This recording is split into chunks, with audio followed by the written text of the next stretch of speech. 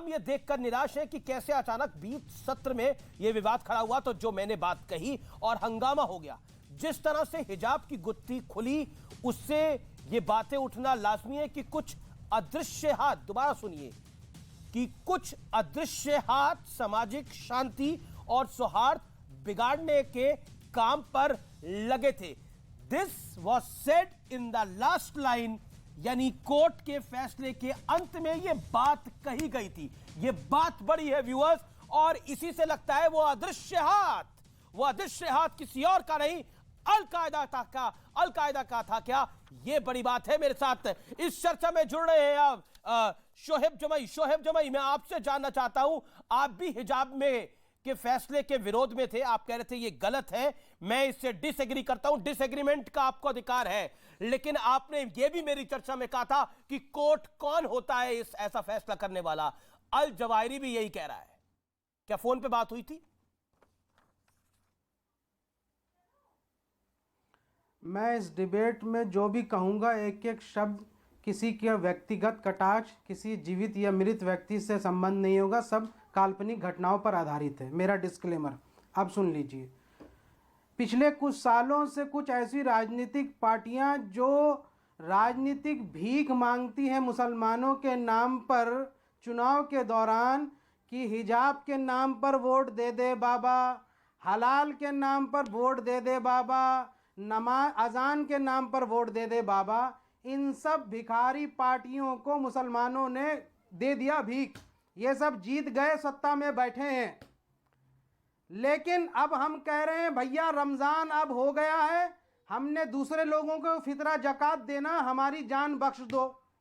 जब आपने कहा कि पीएफआई का हाथ हो सकता है, मैंने कहा हो सकता है, वो एक पॉलिटिकल पार्टी है एसडीपीआई।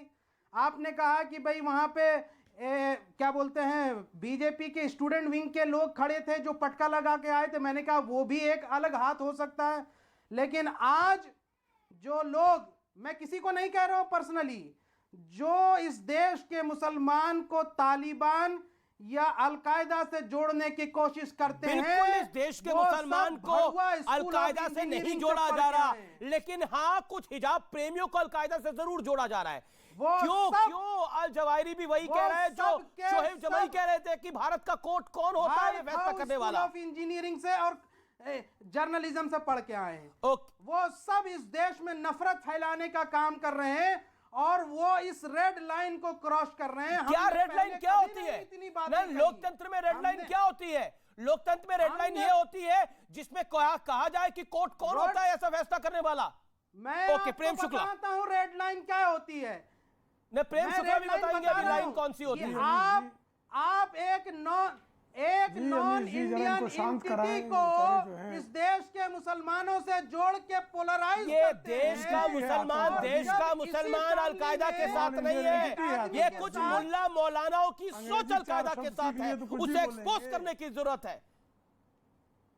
इस देश का मुसलमान नहीं है अलकायदा के साथ, इस देश के कुछ मुल्ला मौलाना कुछ बुद्धिजीवी हैं अलकायदा वाली सोच के। 47 राइफल जिसके पास बरामद हुआ यूपी के जी जवाब सुन लेते हैं ना। ओके, प्रेम शुक्ला का जवाब सुन लेते हैं। अब आपने बोला ना, देखो यू मेड योर पॉइंट, सवाल पूछिए।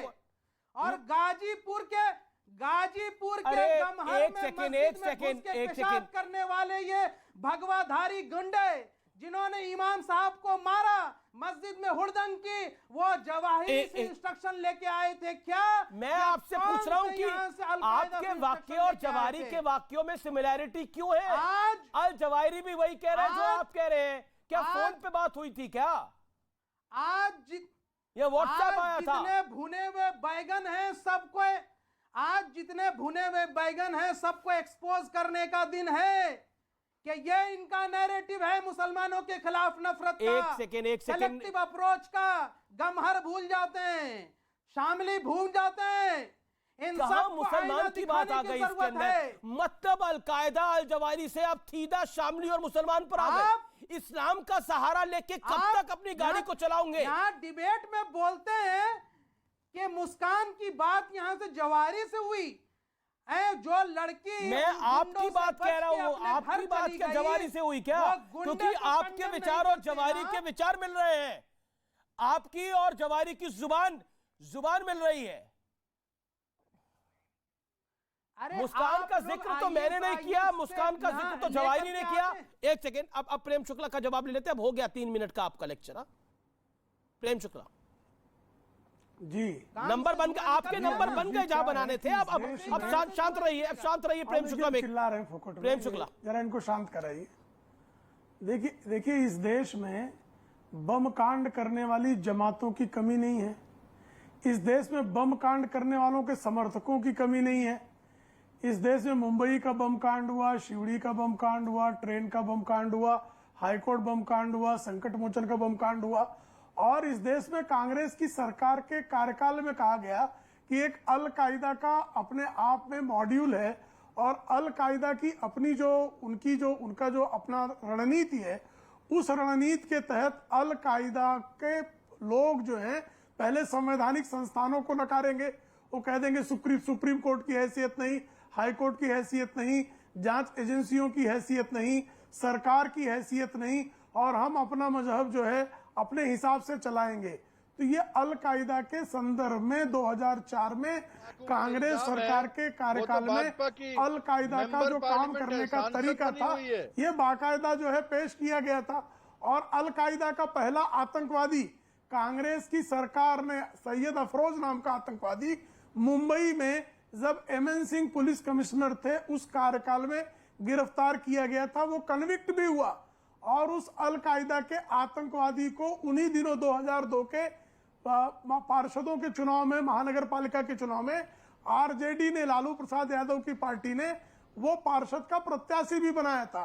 तो अल कायदा के संदर्भ में जो बार बार लोग कह रहे हैं कि अल कायदा का फुटप्रिंट नहीं है, तो साहब अल कायदा का फुटप्रिंट नहीं था तो क्या कांग्रेस की विलासराव देशमुख की सरकार वो झूठा केस बना रही थी? और उसको क्या जो कोर्ट है वो गलत केस बना रहा था?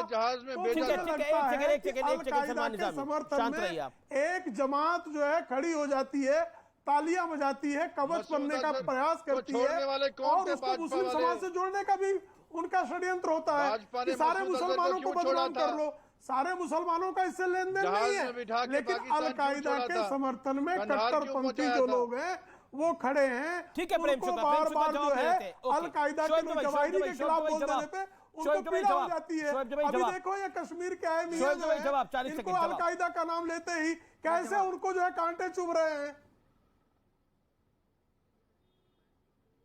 शोएब, आप अल जवाहिरी के बयान के साथ है या हाई कोर्ट के निर्णय के साथ है? किसके साथ है?